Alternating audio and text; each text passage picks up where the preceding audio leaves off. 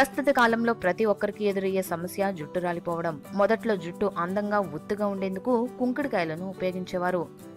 ప్రస్తుతం షాంపూలు ఉపయోగిస్తున్నారు.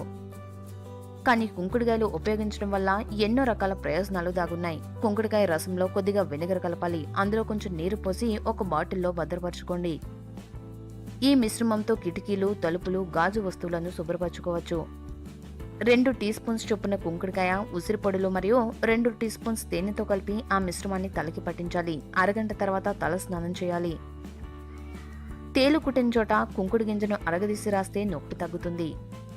తొలుత నూనెను జుట్టుకు పట్టించి మసాజ్ చేయాలి. అనంతరం గంట తర్వాత సహజంగా దొరికే కుంకుడుకాయ రసంతో తల స్నానం చేస్తే జుట్టు ఊడే సమస్య తీరుతుంది.